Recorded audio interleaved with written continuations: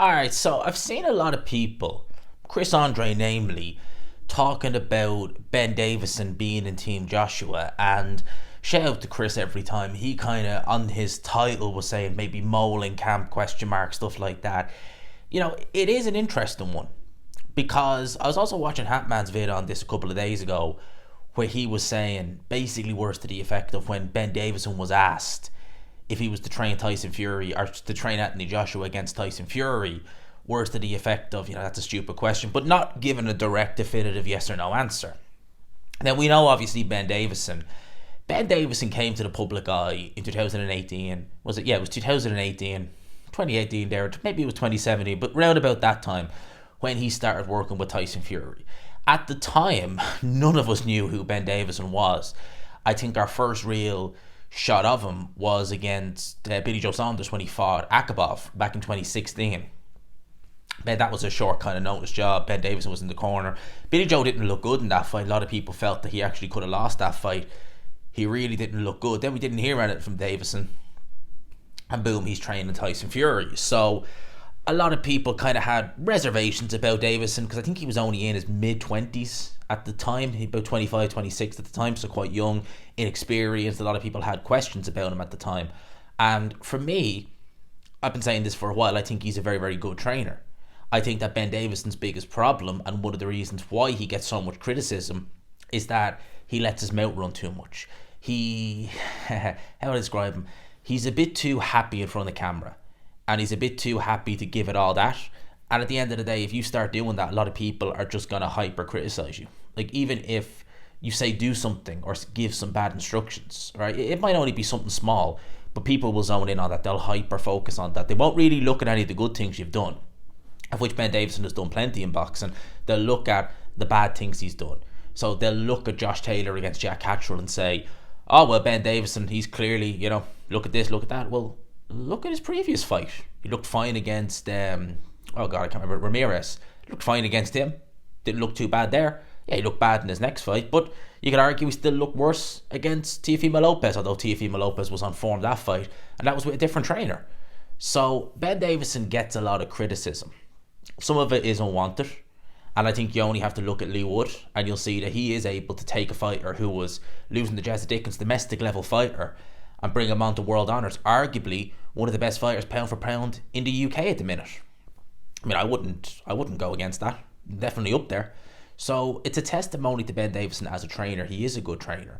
But when he was brought into Team Fury, I think even Team Fury, even before the Otto Valine fight, where John Fury was saying, oh, he needs to bin Ben Davison, he couldn't even beat Povetkin based on that performance. I think even going back to 2018, there was a lot of worry from inside Team Fury about Ben Davison, because if you look at the first two performances Tyson had, he didn't set the world alight.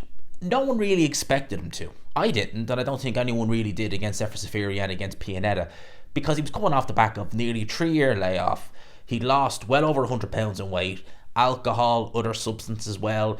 So no one was expecting anything particularly amazing out of him. He didn't look good, but no one expected him to look like his old self. I think that's fair to say. So whoever was in the corner, it wouldn't really matter what was really going on. Fury was just not going to look like himself regardless. Then he goes in against Deontay Wilder. Now here's the interesting thing about that fight. Ben Davison was the head cornerman, right? He was the head cornerman. But Freddie Roach was in there doing the cuts. Now, no disrespect to Freddie Roach in the slightest, but Freddie Roach is not the type of guy. Put it like this: you'd be happy if you were playing him at a game of Jenga, because you'd be like, I'm definitely going to win. Yeah, you wouldn't want him over your cuts. And if you listen to Freddie Roach in the interviews he was given in the run up to that fight, the first Deontay Wilder Fury fight, if you listen to some of the interviews Roach was given, he was speaking as if he was the main guy. If you listen to him, he was addressing Tyson as his fighter, my guy, and this is what we're gonna. He was talking to some of those old interviews. If you go back and look at them on Seconds Out and things like that, behind the glove, etc., he would speak almost as if he was the guy in there, even though he wasn't given the instructions. It was almost like kind of behind closed doors. It's like, we need you. He's not ready. And Ben Davis, I think even Freddie Roach had to stop Ben Davison after the knockdown at the 12th round getting into the ring because Ben Davison was kind of overreacting. Obviously, Tyson Fury was able to get up and he went on to finish the fight. But after that fight, it was strange, wasn't it? Because he only fought Tom Schwartz, who was a pudding. And then he fought Otto Wallin. And by then, Team Fury were like, well, John more so was like, see you later. And Tyson followed suit. Now, they had a very friendly relationship, Ben Davison and Tyson Fury, to the point where some people would argue and say they thought Ben Davison was just the cheerleader. Because it was a real kind of, big brother, little brother kind of thing, best buds. They'd be out running together. They'd be just, having banter together. That's how it seemed. And obviously Tyson Fury goes to Sugar Hill Stewart, changes the style up, looks a lot better. People start really criticising Ben Davison.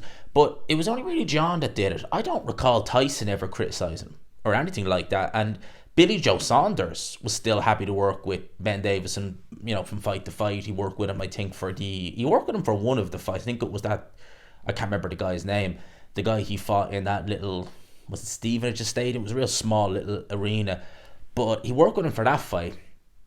And I believe he's back in with him. Bit of a long-winded one here. But Ben Davison has always been kind of on and off, but happy with Ben Davison, no issues. I don't remember Tyson ever speaking ill of him. It was only John who did that. So would he have a gripe with the Furies? Does he feel maybe that, like, well, I've proved enough to everyone since I've been away from Tyson that they should have worked with me, they should have stuck with me, they should have had more faith in me. Now I'm training Anthony Joshua. And maybe now Ben Davison is looking and thinking, do you know what? My next thing is I'm going to train this guy to beat you. The guy who was kicked out, was kind of shown there's the door. I believe Tyson, correct me if I'm wrong, wanted to downgrade Davison. I think I remember hearing that at the time, that he didn't want to outright remove him, but just bring him down.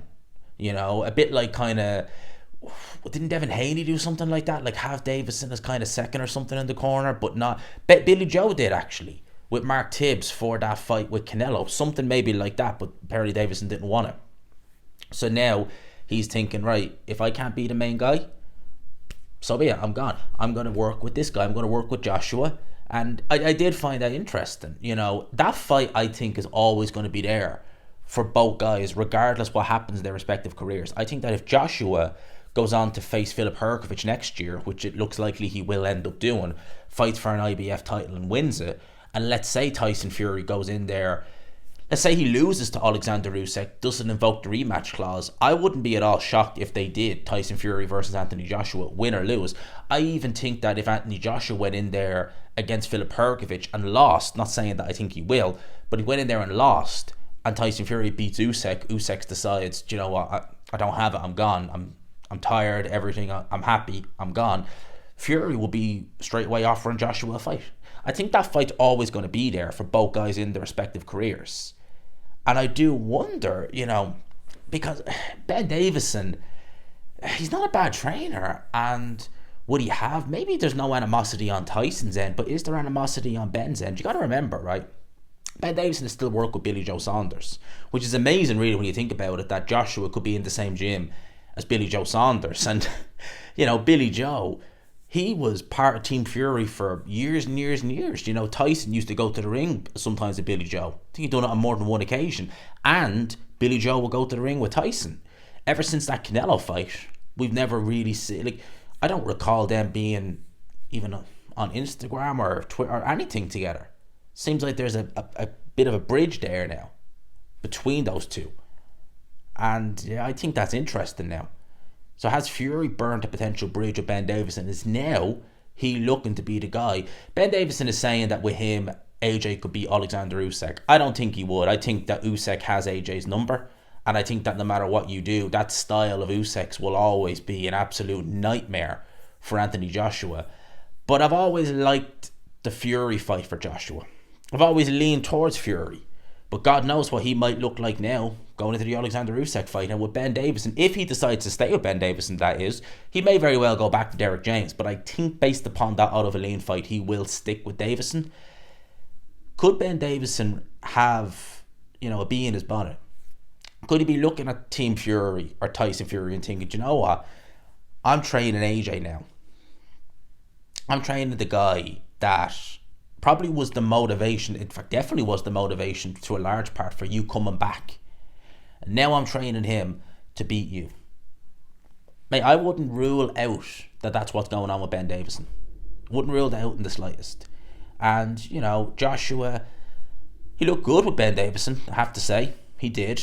Is that primarily down to Ben Davison? I don't want to say better or worse than Derek James. I don't think Derek James is a bad coach in the slightest. But does Joshua feel more comfy in Ben Davison's gym? Does he feel more comfy in the UK? Also, the fact that, you know, familiarity breeds contempt to some extent, but he was familiar with Otto Wallin. He knew what to expect. Wallin, Wallin was just there. He was just there, took a few shots, and see you later. You know, instead of getting knocked out, I'll just, no mass. But nevertheless, that's still what Joshua needed. He needed to look good, needed to look devastating. I mean, he went in with not a scratch on him. He went out with not a scratch on him. So a good performance like that, I wouldn't be shocked if we see Joshua next year with Ben Davison in the corner. I wouldn't. Wouldn't shock me in the slightest. I do like what Derek James was doing.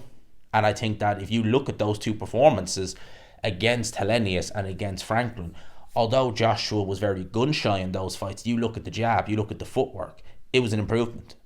You know, don't just look at what he's not doing, but look at what he is doing. Those subtle little things that he was doing with James, they were good.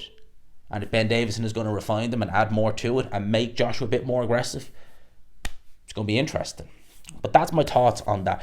Bit of a kind of long-winded one there. But let me know, do you think that Ben Davison, it's not just Joshua who has something to prove, but Ben Davison now? Because when I look at Davison, he's trained Billy Joe, he's trained Lee Wood, trained Josh Taylor. What other heavyweights? I can't think of any. What other... forgive my ignorance, but I don't think there is any other heavyweights there in that stable that he's worked with. So this is his probably first heavyweight since Tyson Fury. And obviously, Ben Davison, out of Team Fury now, out of it for many years now.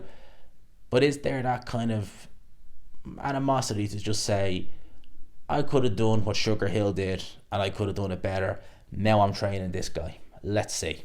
Let me know your thoughts in the comments below. It's an interesting one. It really is something to think about and something to go over. It's going to be interesting to see what Joshua does in the new year. It's really interesting. Let me know your thoughts in the comments below. Lads and lassies, I hope you enjoyed the video. Smash the like button if you could. Hit subscribe, of course, as always, if you haven't already. Have I got something planned for you guys tomorrow? Oh boy, wait and see. Peace.